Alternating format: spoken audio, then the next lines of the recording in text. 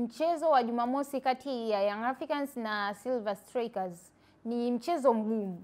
Yaani ni mchezo mgumu kutokana na kwamba Yanga tayari wameshapoteza mchezo wakiwa ugenini, wamepoteza kwa goli moja.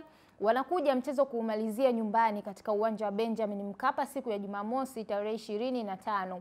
Ni mchezo mgumu sana kwa sababu Young Africans wataingia uwanjani wakiwa na shauku ya kutaka kupata matokeo. Kwa upande wa Silver Strikers na wao wanajua kwamba Young Africans ni timu ngumu. Ni timu ambayo hata ukiipima kwenye mizani ina utofauti mkubwa na wao. Utofauti kwenye uwekezaji, kwenye quality ya mchezaji mmoja mmoja. Young Africans ina wachezaji wazuri sana kuliko Silver Strikers. Lakini mimi naweza nikasema tu Yanga wanatakiwa kuingia kwa nidhamu kubwa kwenye hapo mchezo. Kwa sababu hata Silver Strikers wanajua ubora wa Yanga ulipo. Licha kwamba wameipata matokeo katika ardhi ya kwao, lakini wanajua wanaenda kucheza na timu ya namna gani. Wanajua wanaenda kucheza na timu yenye ubora mkubwa. Kwa hiyo na wao watakapoingia uwanjani wanajua kabisa wanaenda kucheza mchezo mgumu, mchezo ambao mpinzani wao anahitaji matokeo tu kuliko kitu kingine. Kwa hiyo hata wao watakuja na mbinu ambayo itawasaidia, kwa sababu hata wao wanatamani kufuzu kwenda hatua ya makundi ya CAF Champions League kama ambavyo Young Africans wanataka. Kwa hiyo wanaweza wakaja na mpango wa kuzuia tu, kwa sababu sare ya aina yoyote Silver Strikers anafuzu.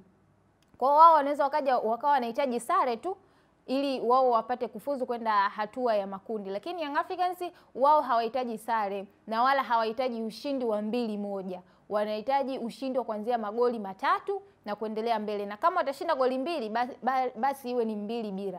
Lakini isiwe 2-1, hiyo haiwezekani, au 2-2, hicho kitu hakiwezekani, kwa sababu matokeo hayo wakiyapata itakuwa ni vigumu kwa wao kufuzu, kwa sababu mfano ikiwa ni 2-1, Silver Strikers margin aggregate itakuwa ni 2-2, lakini Silver Strikers watakuwa na faida ya goli la ugenini. Kwa hiyo mimi niseme Young Africans wanaelekea kwenye mchezo mgumu kutokana na matokeo ya awali.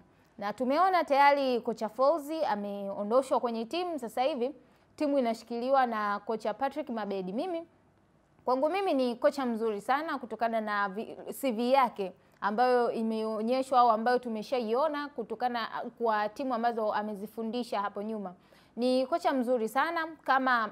Kama wachezaji kwa siku mbili hizi au kwa wiki moja hii wataweza kukliki kwenye mfumo wake na wakaweza kuwa na uelewano mzuri, yale mapungufu na makando ambayo yameonekana wakati akiwepo kocha Folz kama yataondolewa, basi mimi naamini kwa ubora wa klabu ya Young Africans wana uwezo wa kwenda kupindua meza katika uwanja wa Benjamin Mkapa, na wana uwezo wa kwenda hatua ya makundi CAF Champions League, kwa sababu hicho kitu wameshakiprove nyuma kwenye michezo kadhaa ambayo ilikuwa ni migumu zaidi kuliko mchezo ambao wanaenda kucheza Jumamosi. Walicheza dhidi ya Belouizdad kule Algeria, wakapoteza kwa goli 3, lakini wakaja katika uwanja wa Benjamin Mkapa wakapindua meza, wakafanya wonders, kitu ambacho watu wengi walikuwa hawakiamini, na wakaweza kupata nafasi ya kuendelea mbele. Sasa mimi naamini kule wamepoteza goli 1, lakini huku wana uwezo mkubwa wa kwenda kufanya wonders katika mchezo wa Jumamosi na wakapata matokeo mazuri ambayo yatawafikisha au yatawatoa hapo walipo na kuwapeleka katika hatua ya makundi. Lakini ni wape onyo tu, hawatakiwi kujiamini, kwa sababu hata Silver Strikers anajua anaenda kucheza na timu ya namna gani.